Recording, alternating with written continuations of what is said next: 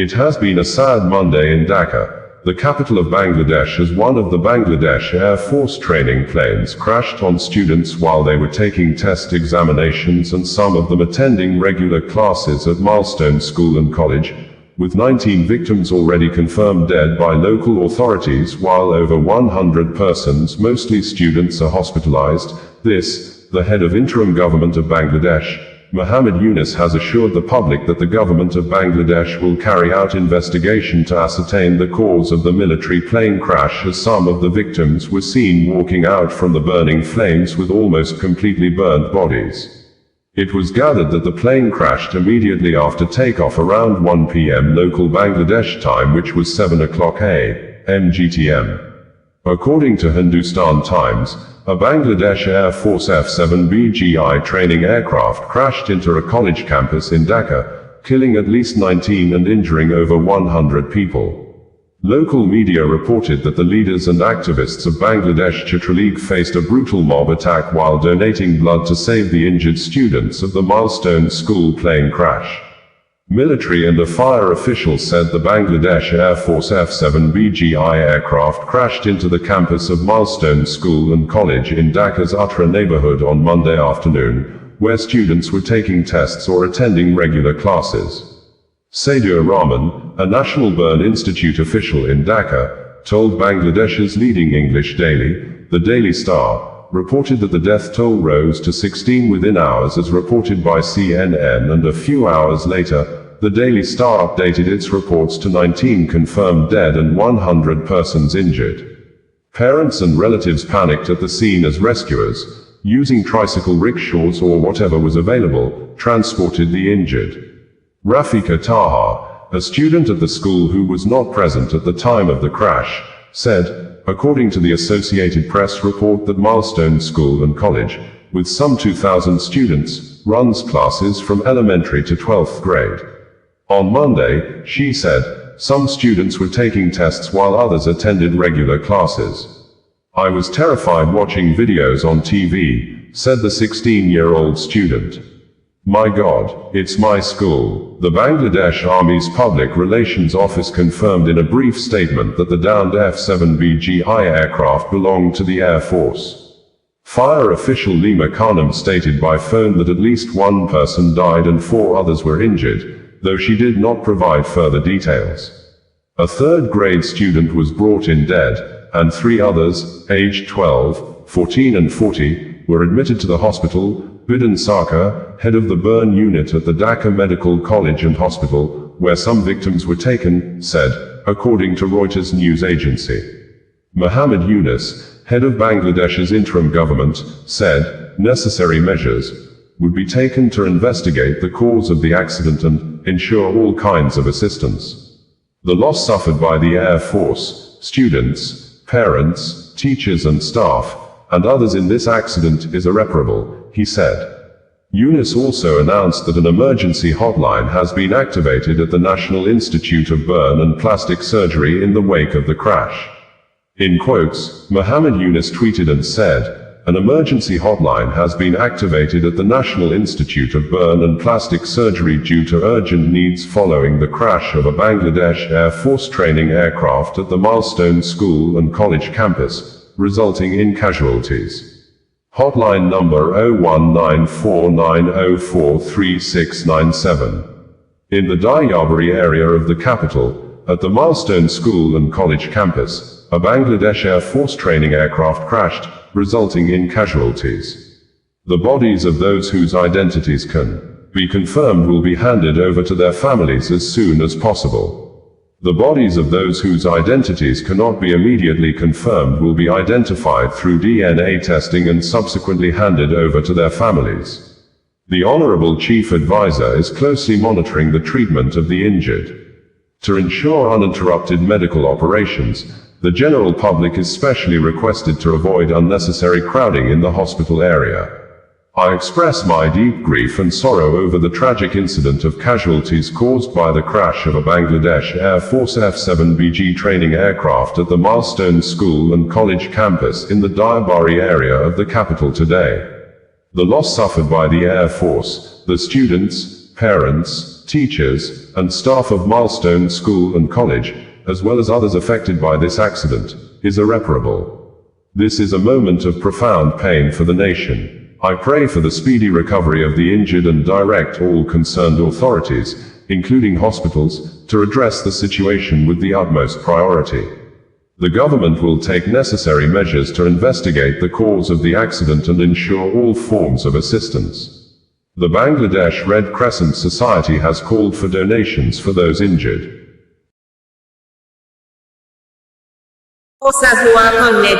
Bringing you the news in a more digital way. As multiple wars in the Middle East appear unabated, Israel, the main defender and attacker on multiple waterfronts in the city of Gaza, Lebanon, Iran, Yemen and now Syria, has ordered the Israel Aerospace Industries, IAI, to mass-produce Arrow missiles interceptors in a very large numbers, with the Israel Ministry of Defense saying that the state of Israel has increased its defense spending for 2025 and 2026 to 42 billion new Israeli shekels, which is approximately $12.5 billion.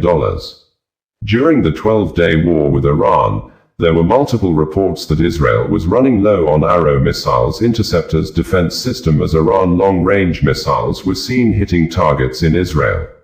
Aerospace observers said the advanced Arrow high-altitude defense systems are critical to countering long-range ballistic missile threats, like those launched from Iran during the 12-day war in June 2025. According to the Israel Ministry of Defense in a press statement on Thursday, the Director General of the Israel Ministry of Defense, IMOD, Major General, Reservist, Amir Baram, signed a production contract to significantly accelerate the serial production of Arrow interceptors at IAI, Israel Aerospace Industries. As part of the deal, IAI will supply the IMOD with a significant additional amount of Arrow interceptors. The deal was led by Moshe Patel, Director of the Israel Missile Defense Organization, IMDO, within the ministry's Directorate of Defense Research and Development, DDRD. The Arrow system, developed and manufactured in cooperation with the U.S. Missile Defense Agency, MDA, demonstrated significant interception capabilities during the Swords of Iron War, especially during Operation Rising Lion. The system provides exo-atmospheric and endo-atmospheric interception capabilities against ballistic missile threats, protecting the state of Israel from strategic long-range threats. The Arrow system integrates cutting-edge technologies and is considered one of the world's most advanced air and missile defense systems. IAI is the prime contractor for developing the Arrow system and its interceptors through its MLM facility in partnership with the U.S. company Stark Aerospace. Other partners include IAI's ELTA and TAMAM divisions, Elbit Systems, TOMA, and Rafael Advanced Defense Systems. The U.S. Missile Defense Agency, MDA, is a major partner of the IMDO at the ministry's DDRD in the development and production of Israel's multi-layered defense systems, including the Arrow and David's Sling weapon systems, and the production of Iron Dome defense system components. The strategic cooperation between the MDA and the IMDO helps ensure Israel's technological edge in air and missile defense. Also on Thursday, Israel Aerospace Industries, IAI, in a statement said, Israel is reinforcing its defenses on all fronts, at full speed. In a major move to strengthen national security, the Ministry of Defense has signed a significant production contract with Israel Aerospace Industries, IAI, to fast-track the mass production of Arrow interceptors. This strategic step will significantly increase production and expand Israel's interceptor stockpiles, ensuring the country remains fully prepared for both ongoing operations and future long-range threats. The Arrow system, designed to intercept ballistic missiles outside Earth's atmosphere, proved its unmatched performance during the recent defense campaign, saving lives and preventing widespread damage. As the lead developer and manufacturer, IAI is operating at full capacity in collaboration with trusted partners in Israel and around the world. Together, we're not only protecting the present, we're innovating for the future.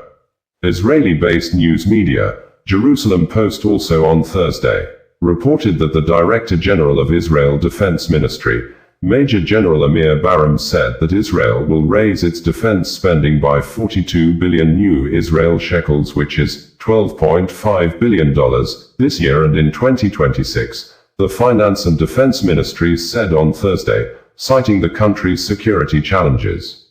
The budget agreement will enable the Defense Ministry to advance urgent and essential procurement deals critical to national security, the ministry stated in a press release. A long-term build-up plan starting in 2027 will be developed, per Prime Minister Benjamin Netanyahu's instructions, to strengthen readiness and technological superiority against distant threats, the ministry said. Additionally, mechanisms for the oversight of the defense budget will be strengthened, according to the statement. The Director General of the ministry, Major General Amir Baram, said that this move would allow the Defense Ministry to replenish consumed stocks of weapons and ammunition. Finance Minister Bezalel Smotrich, Defense Minister Israel Katz, and Finance Ministry Director General Ilan Rom all welcomed the increase in defense spending. The challenges ahead are complex, in distant and close arenas, against enemies who openly declare their intent to destroy us. For this, absolute military, technological, and operational superiority is required, Katz said. We had reported that shortly after Prime Minister Benjamin Netanyahu returned from the United States, U.S. on Sunday, where he had paid an official visit to the U.S. President, Donald Trump, lawmakers and other U.S. government officials, the misunderstanding between Bedouin and Druze tribes in the Swaida region of Syria that started last Friday took a new twist, evolving into a deadly conflict after a Druze man was robbed at gunpoint on Friday by gunmen suspected to be natives of Bedouin tribe. This, Druze residents in Swaida shortly on Friday mobilized, went after the people of Bedouin, arrested and detained a lot of natives from the Bedouin tribe, forcing the people of Bedouin to retaliate, and the conflicts led to mass killings, unabated. And on Tuesday, the Syria interim government soldiers entered Swaida reportedly to restore law and order, but Israel-based media reported that the Syria interim government soldiers, mostly members of the Hayat Tahrir al-Sham, HTS, assisted and joined the Bedouin militias to kill the people of Druze, and in a swift response, the office of the Prime Minister of Israel in a press statement on Tuesday said, the Prime Minister, Benjamin Netanyahu, and the Israel Minister of Defense, Israel Katz, have authorized the Israel Defense Forces, IDF, to attack Syria interim regime forces led by Syria interim President Ahmed Hussein al-Shara, who Israel Policy Forum, in a publication published in December 2024, stated that the new Syria presents fresh challenges for Israel, stating that the Turkey-backed Sunni jihadist group, Hayat Tahrir al-Sham, HTS, was an al-Qaeda's former Syrian branch, and its leader, Abu Muhammad al-Golani, also known as Ahmed Hussein al-Shara, who is the current interim president of Syria, was a member of an early version of the Islamic State, saying, Golani's chosen last name also foreshadows conflict over territory, that his family hails from the Golan Heights, which Israel partly occupied after the 1973 war and annexed in 1981, although President al-Shara, in nationwide broadcast on Thursday after ceasefire began around 9 p.m. on Wednesday night, said that the protection of Druze people is a top priority in his interim government, but he's not afraid of Israel that bombed the Syria military headquarters and the military base near Syria Presidential Palace in Damascus on Wednesday that led to the death of 5 persons in addition to more than 300 people killed. Less than a week the new conflict ensued. Bringing you the news in a more digital way. Shortly after Prime Minister Benjamin Netanyahu returned from the United States, U.S. on Sunday, where he had paid an official visit to the U.S. President, Donald Trump, lawmakers and other U.S. government officials, the misunderstanding between Bedouin and Druze tribes in the Swaida region of Syria that started last Friday took a new twist, evolving into a deadly conflict after a Druze man was robbed at gunpoint on Friday by gunmen suspected to be natives of Bedouin tribe.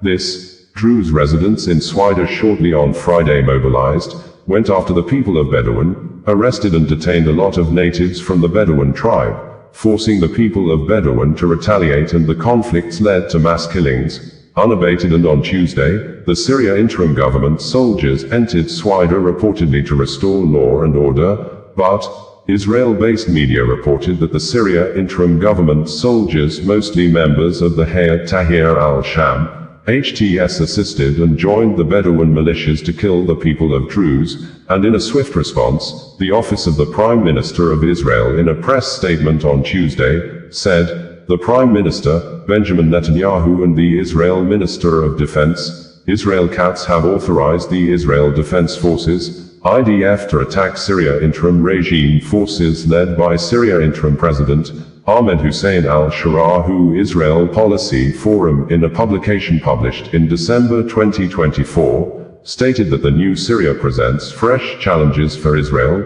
stating that the Turkey-backed Sunni jihadist group, Hayat Tahrir al-Sham, HTS, was an al-Qaeda's former Syrian branch, and its leader, Abu Muhammad al-Golani, also known as Ahmed Hussein al-Sharaa, who is the current interim president of Syria, was a member of an early version of the Islamic State, saying, Golani's chosen last name also foreshadows conflict over territory, that his family hails from the Golan Heights, which Israel partly occupied after the 1973 war and annexed in 1981. Although President al-Sharaa, in nationwide broadcast on Thursday after ceasefire began around 9 p.m. on Wednesday night, said that the protection of Druze people is a top priority in his interim government, but he's not afraid of Israel that bombed the Syria military headquarters and the military base near Syria Presidential Palace in Damascus on Wednesday that led to the death of 5 persons in addition to more than 300 people killed. Less than a week the new conflict ensued.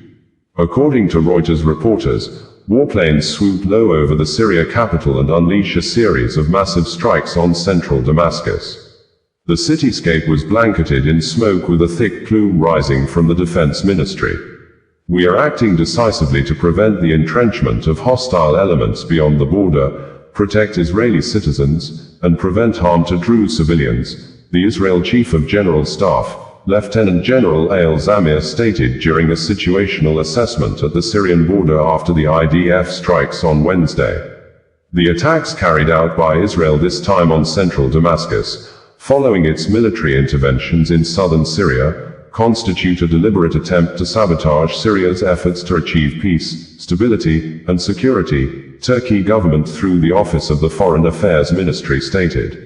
The Israel Defense Forces, IDF, had stated on Wednesday in a press statement that the IDF struck the entrance of the Syrian regime's military headquarters in the area of Damascus in Syria. The IDF continues to monitor developments and the regime's actions against Druze civilians in southern Syria. In accordance with directives from the political echelon, the IDF is striking in the area and remains prepared for various scenarios. On Tuesday, IDF said, following the directive of the political echelon, a short while ago, the IDF began striking military vehicles belonging to Syrian regime forces in the area of As-Suwaida in southern Syria. This follows yesterday evening's identification of Syrian regime convoys, including armored personnel carriers and tanks, moving toward the area of As-Suwaida in southern Syria. The IDF struck several armored fighting vehicles consisting of tanks, APCs, and MLRS, as well as access roads, in order to disrupt the convoy's arrival to the area. We continue to monitor the developments while remaining ready and prepared for various scenarios. One of the Druze people who crossed from the Israeli-occupied Golan into Syria, in a speech in the village of Haidar, was reported to have said, "I came here from the occupied Golan despite the Israeli occupation and its army. What these Takfiri gangs, the gangs of Ahmed al-Sharaa, are doing cannot be accepted nor tolerated. We hold the Israeli government and the United States responsible, because they are the ones who brought al-Julani here along with America, Turkey, and Saudi Arabia. Netanyahu can stop the war within an hour. We don't ask for protection from Israel or anyone. We are protected by God." Syria President Ahmed Hussein al-Sharaa, in a televised nationwide broadcast on Thursday, said protecting Druze citizens is a priority while rejecting any foreign involvement. In his first televised statement after Israeli strikes on Damascus, he said Syrians must be defended without inviting chaos or destruction, saying, Israel seeks to create chaos in Syria. President al-Sharaa accused Israel of trying to destabilize Syria, saying, the Israeli entity seeks to turn our land into a theater of chaos. The Syrian people are always ready to defend the dignity. He claimed Israel intensified the situation through its actions, especially toward the Druze population. Since the regime's fall, Israel has aimed to dismantle Syria. We have chosen not to be dragged into direct confrontation, to preserve national security, he added. Instead of retaliation, al-Sharaa announced that responsibility for local security would be given to tribal leaders and local factions.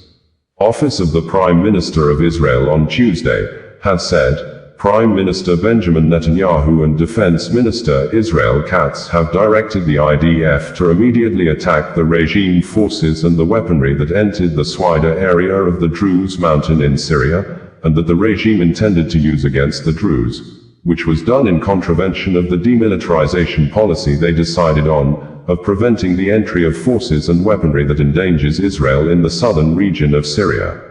Israel is committed to preventing harm being inflicted on the Druze in Syria, owing to the deep covenant of blood with our Druze citizens in Israel and their historical and familial link to the Druze in Syria. We are acting to prevent the Syrian regime from harming them, and to ensure the demilitarization of the region adjacent to our border with Syria. The Israel Prime Minister, Benjamin Netanyahu, in a recorded video statement on Wednesday, said, and in quotes, my fellow citizens of the Druze region, the situation in Swaida, the situation in southwest Syria, is very serious. The IDF is operating, the Air Force is operating, other forces are operating. We are working to save our Druze brothers and to eliminate the regime's gangs. And now I have one request from you. You are a citizen of Israel. Do not cross the line. You are endangering your lives. You can be murdered. You can be kidnapped, and you are hurting the efforts of the IDF. And that's why I'm asking you, go back to your homes, let the IDF act. Harnet News, an Israel-based news media in details, reported that Syrian regime forces began withdrawing Wednesday evening from the predominantly Druze southern Swaida province following 5 days of intense clashes, Israeli airstrikes and mass cross-border movement of Druze from Israel into Syrian territory. The withdrawal was part of a ceasefire agreement reached between the regime and senior figures in the local Druze leadership. The deal, announced earlier in the day by Sheikh Yusuf Jerboua, a prominent Druze cleric, calls for the full integration of Swaida into the new Syrian administration. However, it also requires the regime's military units, which were involved in heavy fighting in the region, to pull out and allow local Druze forces to take over internal security. Local media reported that the pullback began around 9 p.m. under the terms of the agreement, which permits police forces affiliated with the regime to remain in the province and coordinate with local Druze security elements. A mechanism was also established to regulate possession of heavy weapons, aimed at ending their use outside of official state frameworks. Coordination with religious and community leaders was emphasized, with sensitivity to the social and historical context of the Druze majority province. The ceasefire followed reports of atrocities during the fighting, including summary executions of civilians by regime forces and allied Bedouin militias, public humiliation of Druze religious leaders, and the looting and burning of homes. A commission of inquiry is to be established to investigate these incidents. Sheikh Hikmat al-Hijri, the community's top spiritual authority in Syria, rejected the agreement outright, calling to continue the struggle until Swaida is liberated. He said there could be no negotiation, with the armed gangs calling themselves the government, and warned that anyone deviating from the unified community position would be held accountable. A prominent local Druze militia, the Men of Dignity movement, also opposed the deal and demanded a full withdrawal of all regime forces. After the martyrdom of our best leaders and fighters, the movement will defend itself until the last fighter able to carry a weapon, unless the invaders retreat from all villages and towns, the group said. Reports of Wednesday evening's withdrawal came shortly after the U.S. State Department called on President Ahmed al-Shara's regime to pull its forces out of Swaida, to allow all parties to de-escalate tensions. Secretary of State Marco Rubio confirmed shortly afterward that an agreement had been reached, which he said could bring the crisis to an end as early as tonight. The agreement includes specific steps required from all sides, he said. This will require all parties to deliver on the commitments they have made, and this is what we fully expect them to do, a comment likely referring also to an end to Israeli airstrikes. Control over Swaida remains a central issue in the ongoing tensions. The province is home to Syria's largest Druze community, numbering about 700,000, and has long feared persecution under the al-Shara regime, which has been accused of seeking to return the Druze to pure Islam and dismantle their traditional way of life. In April, violent clashes erupted between Druze fighters and regime forces, resulting in more than 100 deaths. That round of fighting ended with a ceasefire in May, and since then Druze forces had maintained security control in the province. The latest round of fighting has so far claimed more than 300 lives, according to the UK-based Syrian Observatory for Human Rights. That figure includes 69 Druze fighters and 40 Druze civilians, 27 of whom were reportedly executed. It also includes 165 regime soldiers and 18 Bedouin militia members. The violence began late last week after Bedouin gunmen robbed a young Druze man from Swaida. In response, local residents detained several members of Bedouin tribes, escalating tensions. On Tuesday, as fighting continued, al-Shara's forces entered the provincial capital, claiming they aimed to restore order, but according to reports, they joined in the clashes and were involved in attacks against the Druze population. Druze leaders appealed to the international community, describing the situation as a campaign of extermination. Israel responded with a series of intensified airstrikes aimed at forcing Syrian forces out of Swaida. Among the targets was the Syrian military headquarters in Damascus, hit in a strike broadcast live on Syrian television, killing 5. A military site near al-Shara's presidential palace was also struck, and an Israeli military source told Reuters the attack was a direct message to the regime. Israel will not allow a military build-up on its border with southern Syria, and it will not allow the massacre of Druze in Syria, the official said.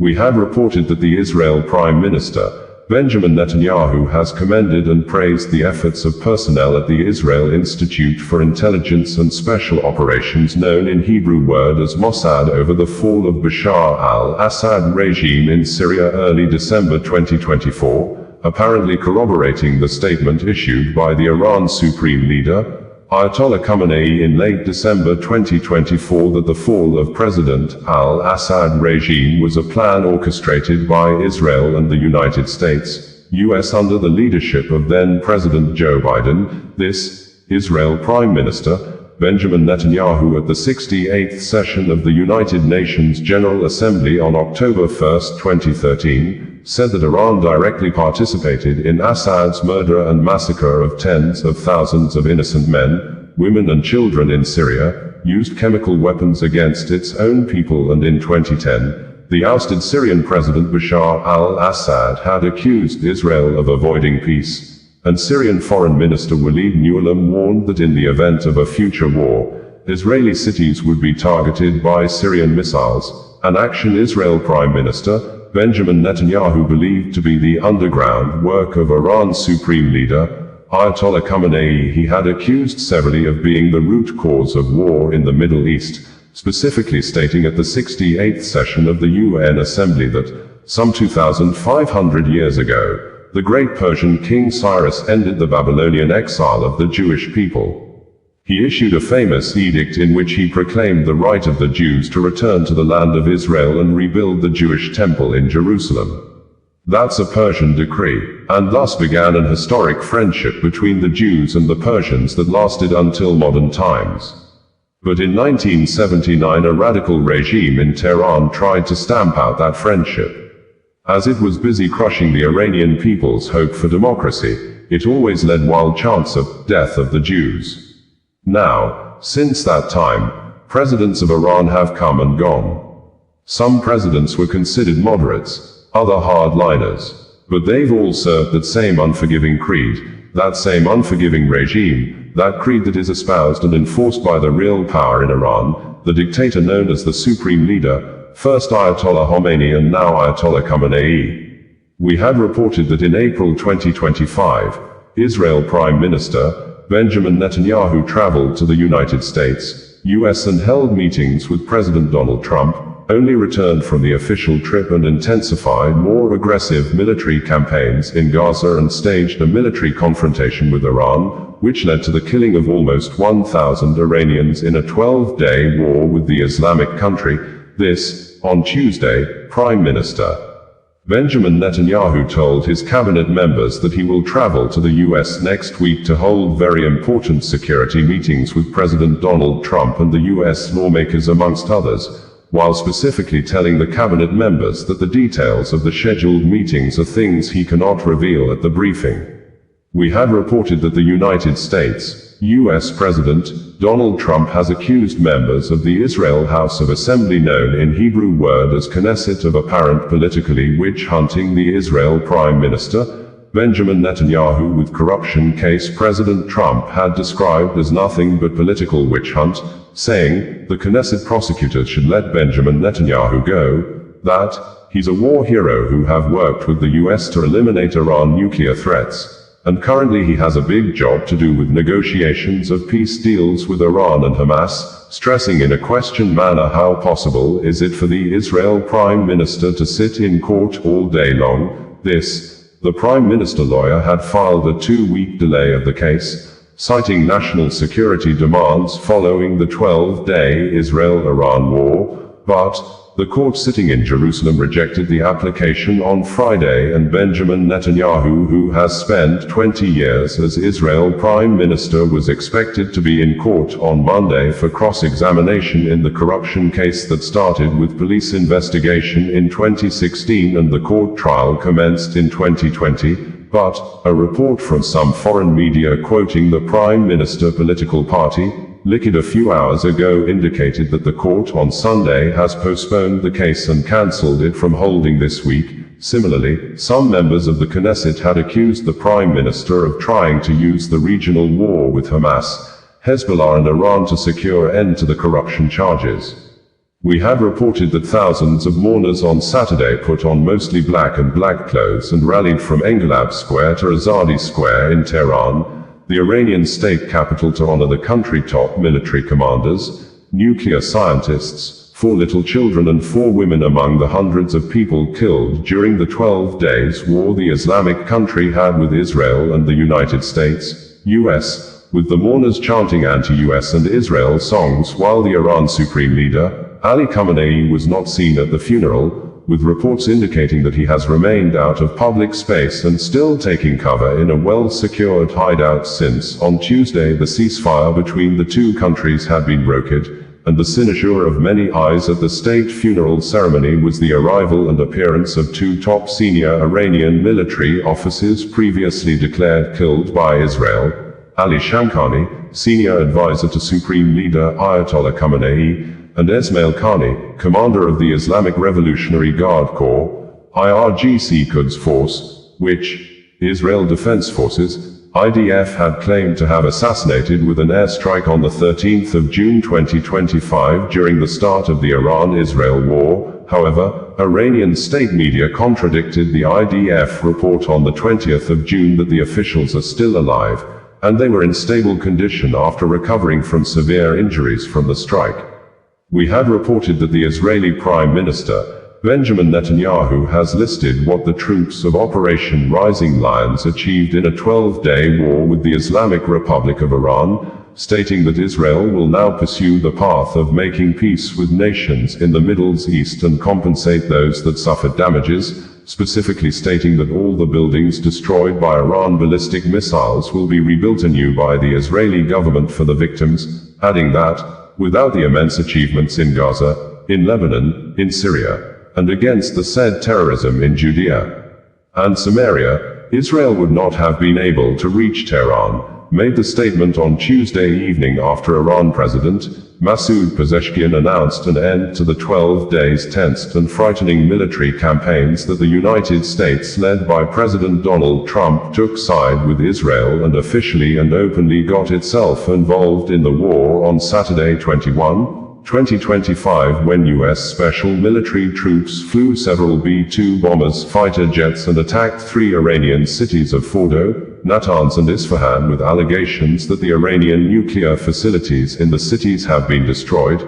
allegations several media reports and authorities in Tehran have dismissed, but in retaliation to the U.S. invasion of the Iranian territory, the Islamic Revolutionary Guards Corps, IRGC launched 6 missiles into Qatar on Monday with the intention to destroy a U.S. military base in the Qatari capital of Doha known as U.S. Al Udeid Air Base, but, according to Qatar state media, Doha News, all the missiles were intercepted.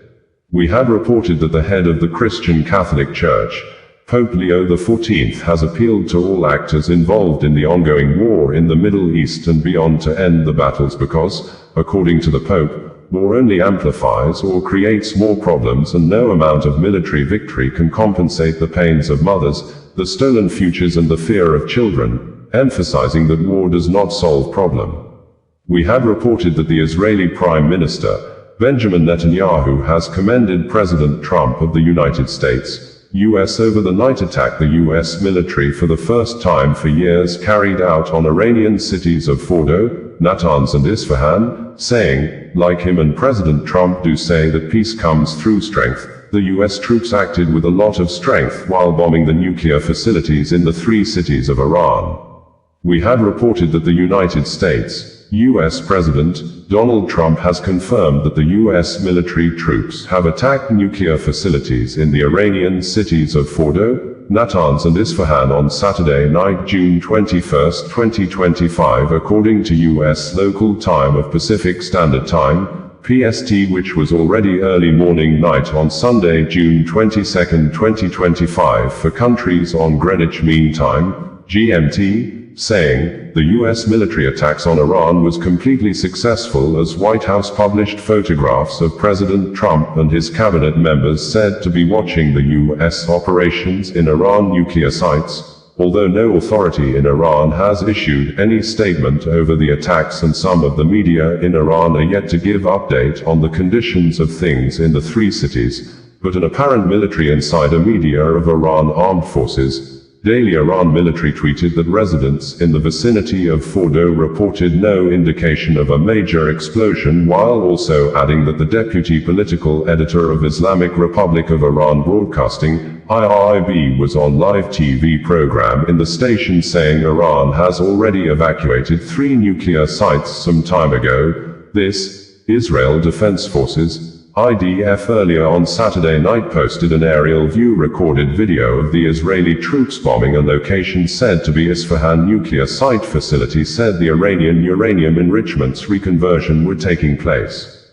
We had reported that 22 persons suspected to be spies have been arrested in the Iranian province of with an apparent military insider media that operate with a verified social media handle, Iran Armed Forces, stating that the 22 individuals were linked to Israeli intelligence services, and police authority in according to AFP, confirmed the arrest of the 22 persons the police said are Israeli spies. This, Israel Defense Forces, IDF, in a statement issued on Saturday morning said that Israeli troops in a precise attack killed the commander of the Palestine Corps of the Quds Force, Saeed Azadi, in We had reported that the India Ministry of External Affairs, in a statement issued on Tuesday, says the government of India has moved India students in Tehran out of the Iranian capital city due to safety concerns following the continuous exchange of air bombardments between Israel and Iran, while at the same time, the government of India advised other citizens in Tehran that can afford their own transport fare to leave the Iranian capital city immediately,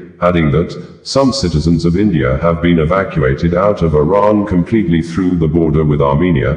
This, the India Embassy in Israel had on Sunday advised persons of India origin not to move unnecessarily in Tel Aviv and they should obey safety instructions from the Israeli authorities and Home Front Command.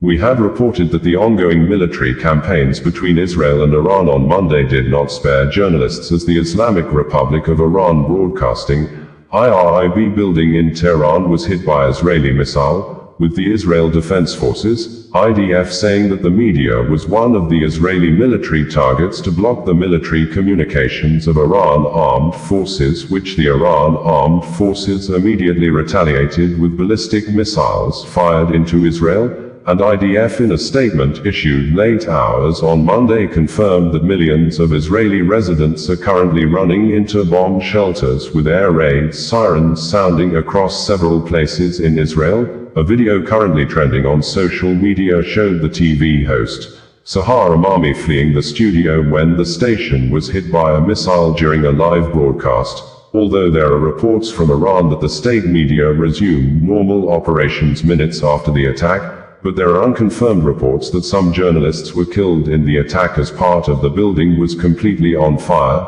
This international news agency, Reuters, put the total deaths recorded so far since the war began on Friday at 248, quoting Iranian source of Iran suffering 224 deaths, and Israeli source saying Israel has recorded 24 deaths.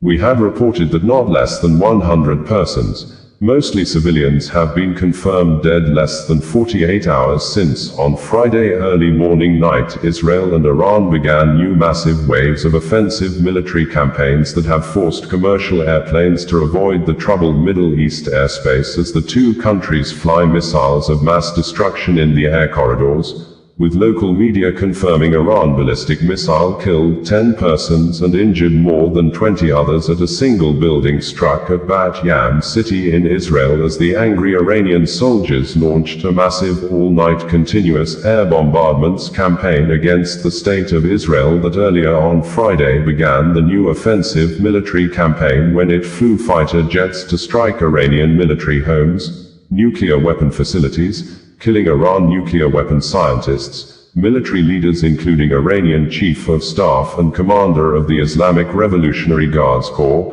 IRGC, alongside almost 60 civilian death casualties. This, President Donald Trump of the United States, U.S. in a statement issued on Friday shortly after Israeli attack via his personal verified social media handle on his own Truth social media platform, praised and boasted about the military strength and capability of Israel, saying, "Things will only get worse for Iran because he gave them a chance to make a deal but they ignored the chance," adding with some level of mockery that the Iranian hardliners who spoke bravely are now dead as a result of the Israel attack on Iran, saying with emphasis that the US produces the best level military equipments anywhere in the world, and Israel already has a lot of the US military leather equipments, adding that Israel knows how to use the weapons and more will be giving to them. And in another statement issued also through the Truth social media platform on Saturday shortly after the unprecedented military parades to mark the 250th anniversary of the founding of the United States Army, President Donald Trump threatened to unleash the full strength and might of the U.S. armed forces to attack Iran at a level never seen before if Iran dare attack U.S. in any way, shape or form, claiming that the U.S. had nothing to do with the Israeli attack on Iran. Reacting earlier, Iran's Supreme Leader, Imam Saeed Ali Khamenei, said Iran will retaliate Israeli attack with a strong response of no mercy, just as Iranian President Masoud Pezeshkian said Israeli attack on Tehran on Friday killed military commanders, nuclear scientists, women and children, while wishing President Donald Trump and U.S. armed forces happy birthday on Saturday. Israel Prime Minister Benjamin Netanyahu alleged that Iran made an attempt to assassinate President Donald Trump twice, adding that Israel attacked the military and nuclear facilities in Tehran on Friday because Iran was building intercontinental nuclear weapons that could be used to destroy Israel and any other country in the world. Bringing you the news in a more digital way. Bringing you the news in a more digital way.